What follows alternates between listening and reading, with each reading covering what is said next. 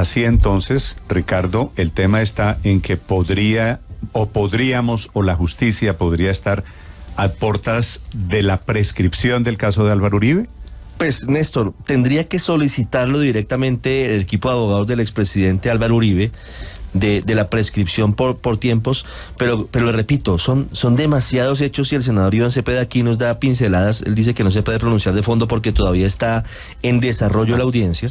Está la versión más diplomática de Iván Cepeda. Sí, por supuesto, dice que no va a hablar del caso porque todavía no hay última palabra de la juez, que está todavía liderando la audiencia, pero como le digo, en estos son muchos casos. Está el episodio de Juan Guillermo Monsalve y están muchos otros episodios, el caso del Tuzo Sierra, está el caso... Monsalve es el testimonio supuestamente que ha ido y venido, claro, que dice que Uribe y que su hermano Santiago formaron ese bloque de los paramilitares en Antioquia en los años 90. Claro, en la hacienda Guacharacas, pero fíjese que aquí hay un asunto supremamente interesante, y es que, por ejemplo, hay una prueba que la fiscalía desacreditó y que la juez dice no, por el contrario, tiene todo el valor probatorio, y es la grabación que hace Juan Guillermo Monsalve con un reloj de la conversación que tiene. ¿Quién le dio ese reloj? Bueno, ahí está la pregunta. Bueno. Por supuesto, lo que pasa es que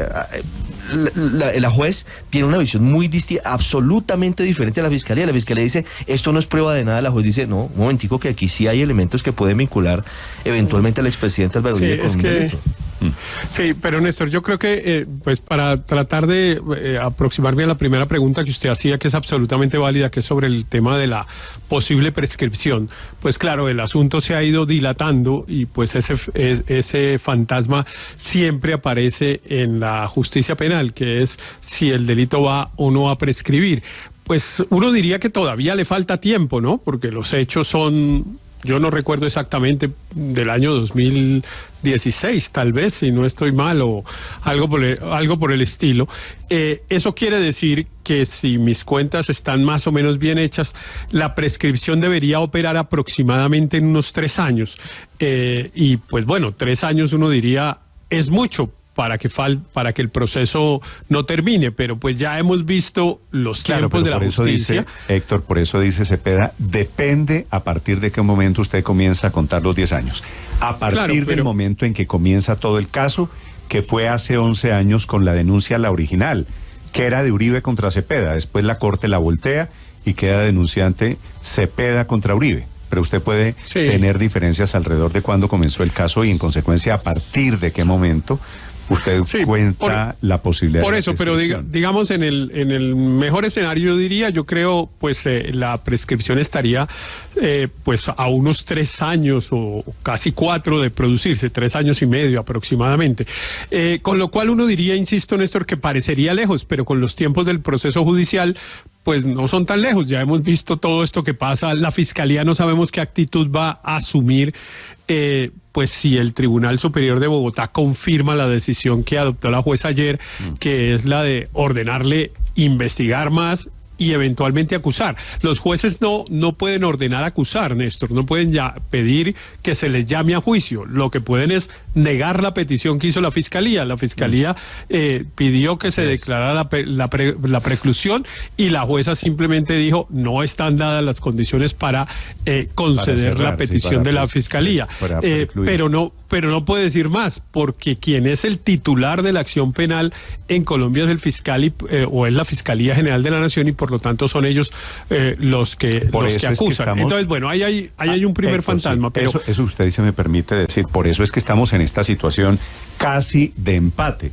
Porque es la Fiscalía por un lado diciendo precluya, pero por el otro lado los jueces un empate raro, ¿no? No precluye. Un empate raro, Néstor, porque claro, yo no, pues como usted sabe, yo no litigo ni tengo experiencia en el derecho penal, pero digamos casi que como ciudadano digo, es raro que la Fiscalía esté dedicada a la defensa de una persona que está sindicada, porque entre otras cosas la Fiscalía lo que hace es acusar. Defensa, raro. Es un derecho de la Fiscalía. Yo conocí un caso, Héctor, de la Fiscalía pidiendo 9 veces la preclusión en favor de un señor acusado, señalado de abuso sexual. Entonces no es raro ni es inédito. Pero si a usted le parece raro, la Fiscalía... Yo sé que la Fiscalía lo hace y lo puede hacer, tiene su derecho legal para hacerlo, pero digo, es raro, y me imagino que es raro, a pesar de lo que dice María Camila, porque seguramente en muy pocos casos la Fiscalía asume esta tarea de defensor, porque la tarea de la Fiscalía es acusar. Pero eso legalmente puede hacerlo la Fiscalía. Pero yo creo que esa es una caricatura, yo insisto, por una cosa, Héctor, es que la investigación, pero una cosa, la investigación... No, pero lo que quería decir, Ricardo, no es que la Fiscalía asuma el papel de defensor. ¿Pero sabe por qué? Es que la Fiscalía asume el papel de no acusar. Pero por una cosa, es que creo que aquí hay algo importante, y es que la Fiscalía recibió la investigación de la Corte Suprema de Justicia. No es que la Fiscalía investigó y va al juez a defender a la persona. Lo que hizo la Fiscalía fue recibir lo que vino de la Corte y lo valoró de forma distinta. Dice, no, aquí no hay con qué acusar al señor, por eso yo pido el archivo. Obviamente en la interpretación de todas pero esa es una situación, esa es una situación, insisto, excepcional.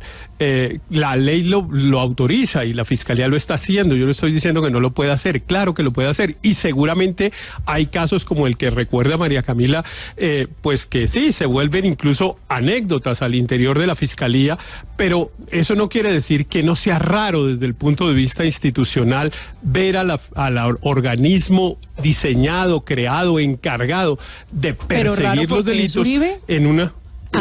raro porque es raro, María Camila, raro porque la Fiscalía no lo hace todos los días, raro porque es excepcional que lo haga, no porque sea Uribe, porque es excepcional que lo haga. Ahora, claro, por ser Uribe, pues tiene una mayor visibilidad, y estamos hablando de que es de Uribe. Hay muchas cosas raras. Por ejemplo, desde que la ley 906 entró en vigor, o sea, la ley del sistema penal acusatorio, es muy raro también que se solicite 2 veces la preclusión y 2 jueces digan que no, que hay que seguir investigando. Eso es raro. Y es raro también que un juez está llamado a un sistema... La de los jueces, no de la Fiscalía. No, en este caso veo, como dice Héctor, es muy raro que si se solicita 2 veces por parte del ente acusador que se precluya el caso, el juez diga que debe continuarse. Y la otra cosa que me parece raro es que cuando un juez, lo que debe ser el fiel de la balanza entre el ente acusador y la defensa, aquí esté actuando precisamente del lado de acusar y no como fiel de la balanza. Eso también me parece muy raro. Entonces, me parece muy raro. Como a Héctor le parece muy raro que la Fiscalía pida que se precluya. A mí me parece muy raro que el juez insista en que no. Pero mire, en este caso yo insisto, y comienzo por decir esta aclaración que tal vez es importante en esto. Yo no quiero que al presidente Uribe lo condenen, ni sé si o no cometió un delito. Yo francamente he tomado distancia de este caso, porque me parece que está muy contaminado de todas las partes, y además es un caso complejísimo, aparecen un montón de señores. Yo siempre digo que para seguir el caso de Uribe toca tener la paciencia que uno tiene que tener para leer 100 años de soledad, que es que le toca ir haciendo un mapa para saber quién es quién y cuándo hizo qué y cuándo se encontró con quién. Yo no he tenido esa paciencia y por lo tanto no tengo una posición en contra ni a favor de nadie. Lo que yo estoy hablando es desde el punto de vista institucional.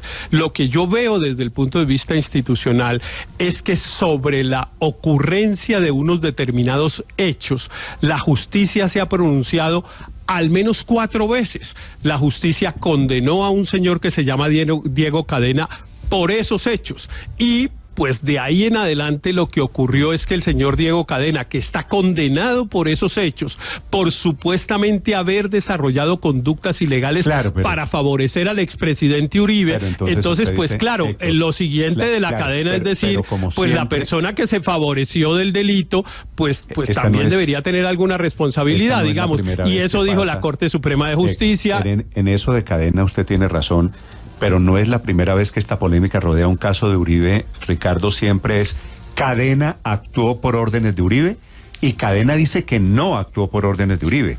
Claro, Néstor, pero lo que pasa es que y no se ha demostrado que sí. Claro, lo que pasa es que la valoración de las pruebas es lo que marca la diferencia entre lo que plantea la Fiscalía y lo que dicen los jueces. La Fiscalía dice las grabaciones de las conversaciones del expresidente Álvaro Uribe con Diego Cadena no son prueba de nada.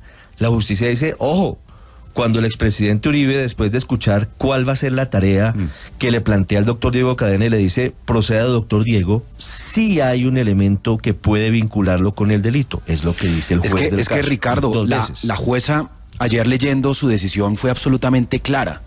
Una vez más, contrario al aseverado por el señor fiscal, sí existen elementos materiales probatorios de que cualquiera de estos dos delitos pudo haber sido cometido. Y ocurre exactamente lo mismo que pasó en abril del año pasado con otra jueza completamente distinta, presentadas las mismas evidencias por parte de la Fiscalía. Y yo por eso me pregunto, al margen de la decisión que tome la justicia, en este caso del expresidente Uribe, Néstor, yo me pregunto qué esperanza puede tener un ciudadano cualquiera, un ciudadano del común en Colombia, sobre la imparcialidad de la justicia, sobre la capacidad que pueda tener una fiscalía ternada por un presidente de actuar de manera objetiva y ponderada cuando ese presidente pertenece a un sector político.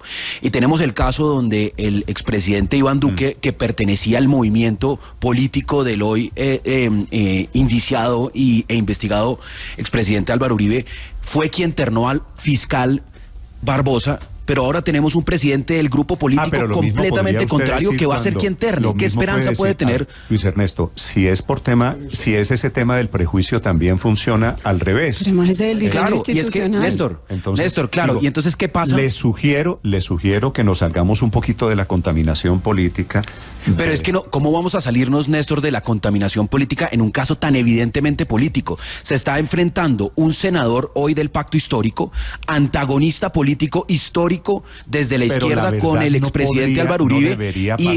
Pero claro que está profundamente politizado este caso. Lo ingenuo, Néstor, sería pensar que esto no está profundamente politizado. ¿Por qué razón de lo contrario? Si me permite, Néstor, si me permite. ¿Por qué razón el expresidente Álvaro Uribe renuncia al fuero de la Corte? ¿Por qué prefiere que lo investigue la Fiscalía del fiscal Barbosa? Permítame desarrollar la idea, Néstor. Pero si me permite, Néstor. Voy a ser ingenuo. En consecuencia, si Uribe ayudó a fundar un bloque de paramilitares, esa es la acusación. Eso debería estar mediado, Ricardo, por pasiones políticas, de si yo soy uribista o si soy antiuribista, no, de si cometió un delito, que no. Pero lamentablemente, digamos que el proceso penal de Iván Cepeda y Álvaro Uribe, o Álvaro Uribe y Iván Cepeda, está mediado profundamente por asuntos politizado, políticos. Lo entiendo. Claro que está politizado, pero Néstor, si me permite que iba a terminar la idea, es absolutamente ingenuo pretender que el expresidente Álvaro Uribe renuncia a su fuero ante la Corte Suprema de Justicia. ¿Para qué? Para que no sea investigado por la Corte, sino por la justicia ordinaria, y en este caso que su proceso llegue a manos del fiscal general Francisco Barbosa, ternado por el presidente que él mismo ayudó a elegir. Obviamente que la justicia está politizada. Eso es lamentable para el país, pero además lo más lamentable, Néstor, es que aquí estamos discutiendo qué va a pasar cuando cambien de fiscal. ¿Por qué va a cambiar entonces la decisión?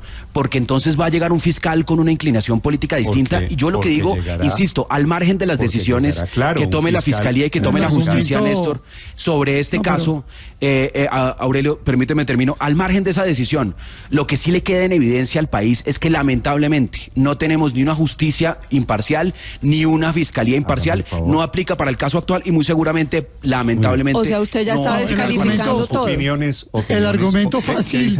No, entonces ya Luis Ernesto está descalificando todo, porque él dice que no hay una justicia imparcial y yo le añado. O sea que el hecho de que nieguen la preclusión nos dice que no va a haber un juicio justo. O sea, claro, el argumento fácil. Pues eso abre la puerta a la comisión de la ONU. El argumento fácil de la Petro, porque el argumento fácil de la. Si la justicia no es imparcial, estamos hablando de fiscales. El argumento fácil de la política. Ayuda de memoria. Claro. Si llegara a ser fiscal general, Néstor, Ricardo, si llegara a ser fiscal general Héctor Carvajal, como pareciera ser que va a ser ternado, pareciera ser el punto de cohesión, o por lo menos de la baja intensidad de las discusiones entre Álvaro Uribe y Gustavo Petro, el doctor Carvajal tendría que decir, cuando sea abordado por este caso, que él fue todavía, no sé si todavía lo es, abogado de los hijos del expresidente Álvaro Uribe. Como todos tenemos aquí una opinión, los leo, los escucho, la cuenta Blue Radio Cómica, Néstor Morales C. Para quienes están conectados en este momento en la transmisión, en redes sociales, en streaming, en el canal de YouTube, también hay posibilidades de comentarios sobre el caso de Álvaro Uribe, sobre la justicia que está intentando llegar a algún poquito nivel de consenso. Opiniones para los oyentes, señor Aurelio. El argumento fácil de la politización pues acaba con cualquier debate. Pues entonces el fiscal es uribista y los jueces son petristas y entonces yo creo que echar por ese atajo sí realmente pues acaba con cualquier discusión. Pero aquí realmente lo que hace, y tampoco es cierto lo que han dicho sobre el fallo de la jueza. Lo que la jueza dijo ayer es una cosa muy sencilla. La fiscalía no logró probar o no tuvo pruebas o no acreditó pruebas para justificar la preclusión. Eso fue lo que dijo la jueza. No dijo nada más. No dijo ni que Uribe sea culpable ni que sea culpable. La gran derrotada de los dos fallos ha sido la fiscalía, que no ha podido justificar ni validar la preclusión del juicio. Y ese es el punto central. Y yo creo que en esto todo el mundo tiene que cerrar filas porque la justicia hay que respetarla. A mí me parece que se equivoca en materia grave, por ejemplo, la senadora Paloma Valencia cuando pone en tela de juicio, no pongamos en tela de juicio a la justicia de este país porque eso es una forma de desinstitucionalizar al país. Lo que pasa es que aquí es para los dos lados, ¿no? Porque la acusación es de los dos lados. Yo no estoy hablando de lados. Es cierto que la fiscalía, ya escuchó usted, que el fiscal es uribista y que lo puso el gobierno pero no es por uribista. Y en consecuencia que la corte es antiuribista, que los jueces son petristas. Esa es la desgracia de todas estas leyes. Néstor, aquí lo que pasó fue, y reitero, la jueza le dijo a la fiscalía: usted no puso los elementos suficientes para decir que hay que precluir. Y le saca una serie de hechos, y le saca una serie de testimonios y una serie de realidades con los que sustenta eso. Eso fue lo que pasó. No pasó nada más, ni pasó que la señora se volviera uribista, ni petrista, ni mucho menos. Porque si nosotros entramos en ese terreno, pues realmente esto aquí apague y vámonos. Sí, la verdad es Aurelio, pero una precisión conceptual. La juez no tiene que decir que la fiscal, mejor dicho, lo digo de otra manera, la fiscalía no tiene que probar que no hubo delito, porque es exactamente al revés. Lo que hay que probar es que se cometen delitos, no que no se cometen. Entonces, uno no le puede pedir a la fiscalía, no le puede decir a la fiscalía, usted no probó que no hubo delito. Lo que dijo la juez es que hay unas pruebas que parecen indicar que sí hubo delito y que por esa circunstancia la fiscalía no puede llegar a la conclusión contraria, al menos por ahora, que tendría que investigar más y desvirtuar las pruebas que hoy incriminan al expresidente Uribe para poder llegar a la conclusión que el hecho no ocurrió o que si ocurrió, él no es el responsable. Entonces ahí hay una precisión conceptual. Pero yo me sumo al comentario de Aurelio y al de otros de ustedes para cuestionar el comentario de Luis Ernesto. Yo sí rechazo totalmente la idea de que deslegitimemos a la justicia de Colombia porque tome tal o cual decisión. Yo me he puesto por tarea desde hace varios años y lo he dicho aquí prácticamente todos los días, la justicia hay que respetarla en sus decisiones. Sí, está tomando unas decisiones porque considera que no cometió el delito el expresidente Uribe y otros que eventualmente sí lo cometió. Sí. Y tanto cualquiera que sea la decisión, tenemos que aceptarla y tenemos que aceptarla como legítima y no motivada. La pobre justicia, malo porque bogas o malo porque no bogas. En este caso yo creo que está demostrando algo muy importante, que es que la justicia no es solo para los de Ruana, que eso es fundamental para la democracia. Y yo creo que hay tres hechos que no son científicos, pero que salen de aquí. Un indicio de que la Corte Suprema no estaba persiguiendo al expresidente, sino que si hay delitos y si hay una posible relación de Uribe con estos delitos. Es decir, que no se habrían cometido delitos a sus espaldas para beneficiarlo. Y entonces pudo ser una persecución política inversa, ahí sí, a la Corte Suprema con propósitos políticos. Lo otro es que la estrategia de saltarse a la Corte a la que están acudiendo muchos congresistas no siempre funciona, porque aún si la Fiscalía trata de ayudarlos, como se dice que en este caso pudo haber sucedido porque pues puso unos fiscales que parecían abogados defensores, los jueces son los que deciden. Y lo otro, que obviamente es una... O sea, ahí ya usted está deslegitimando a la Fiscalía. Es que la justicia son jueces y fiscales, no solamente lo que hacen los jueces. También hay que respetar decisiones autónomas de los fiscales. Pero es evidente para usted. Estoy diciendo algo evidente, que muy posiblemente estamos ante una fiscalía muy politizada. Y lo tercero, sí muy político, es que Trump, Fujimori, Bolsonaro, Uribe tienen varias cosas en común, especialmente que tienen problemas con la justicia y que tienen lo que algunos consideramos es populismo de derecha, y que esos tipos de liderazgos siempre terminan con problemas en la justicia diciendo que los están persiguiendo. Muy bien, 7:52 a.m, los acompañamos desde Blue Radio. Este tema, Ricardo, de Uribe, desafortunadamente, nos vuelve a meter en un país que es el país, en un extremo, en una orilla, el uribismo, y en la otra orilla, el antiuribismo. Y en eso nos hemos pasado ¿cuánto? No, la polarización en este proceso llevamos, claro, pero en este proceso penal llevamos 11 años. Pero no se le olvide, Néstor, que lo que hay de fondo no son las investigaciones por estos dos delitos. Usted lo decía más temprano. Aquí lo que hay de fondo es la posibilidad de que el expresidente Álvaro Uribe haya tenido o no vínculos con el paramilitarismo. Ese es el punto de la investigación. Es el trasfondo de todo. El trasfondo de la investigación, Néstor, y para responder a mis colegas, cuando yo me refiero a la imparcialidad de la justicia, es que lamentablemente por la forma como se define quién es el fiscal general, quién es el ente acusador, quién es el que toma la decisión, que es ternado por un presidente y no a través de un concurso como el que puede tener, yo que sé, el registrador general y otro tipo de figuras del Estado, lamentablemente el ente acusador va a responder a un sector político. Es lo que estamos viviendo en este caso, y cuando llegue el nuevo fiscal ternado por el hoy presidente Gustavo Petro, que pertenece a un sector político completamente contrario al actual, pues lamentablemente vamos a seguir en ese ir y venir de un país polarizado, como aquí lo dicen, donde los jueces, creo, actúan en justicia, actúan en derecho, toman decisiones imparciales. ¿Por qué? Porque han sido seleccionados a través de un proceso meritocrático, y por esa razón, dos jueces distintos presentados ante la evidencia repiten lo mismo. Creemos que el señor Álvaro Uribe debe ir a juicio, no creemos que corresponda a la preclusión.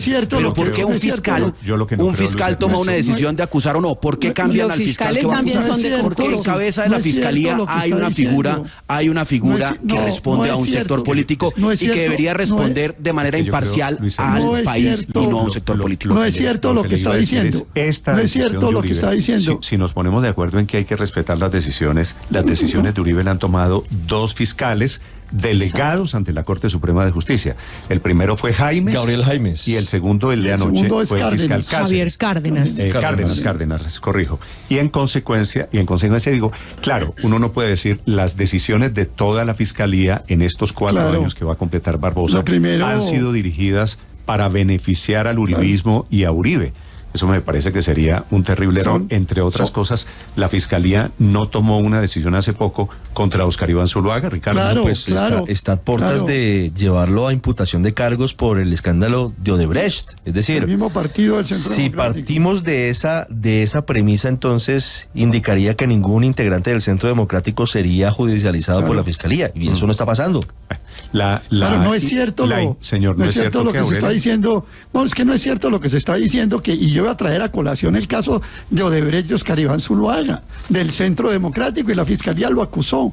Eso no es cierto. Pues que, vuelvo a insistir, si uno toma como algo mecánico, el fiscal lo nombró tal presidente, entonces escondámonos los enemigos del presidente y volvamos impunes a los amigos del presidente. Esa teoría no es cierta, ni puede ser cierta, ni la podemos difundir, ni la podemos sustentar, porque es acabar con esto. Apague y vámonos. Entonces, el fiscal lo va a nombrar ahora Petro, la Corte Suprema, de una terna de Petro.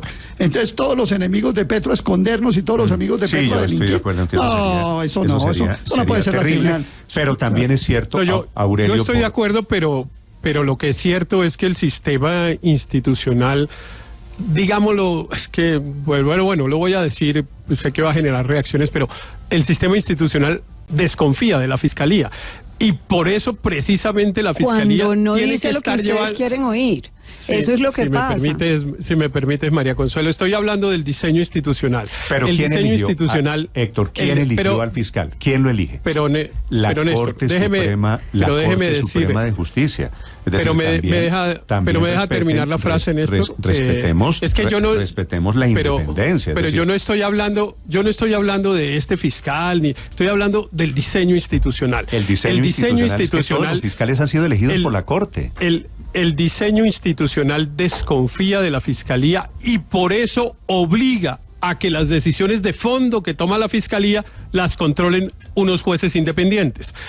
Precisamente por eso, si no desconfiara, pues dejaría que la Fiscalía tomara las decisiones. Un diseño no puede desconfiar. Desconfía a la gente. Obliga, y desconfía a la gente cuando no está de acuerdo con la decisión que se toma. Se cambió el sistema penal en Colombia por allá en el año 2005 del sistema inquisitorio al sistema acusatorio, que es un sistema moderno utilizado en muchos países. Antes lo que había, y no por desconfianza, era que la misma Fiscalía era la que investigaba y la que acusaba. Aquí hay una garantía adicional, pero eso no quiere decir que sea por desconfianza sobre los fiscales. Déjeme decirle esto, Ricardo. En general, en las democracias liberales, el sistema institucional desconfía de quienes ejercen el poder. Y por eso, básicamente, el sistema de democracia liberal es un sistema de controles a quienes ejercen el poder. Por eso a la Corte Constitucional, la Corte Constitucional controla al Congreso, por eso el Consejo de Estado controla.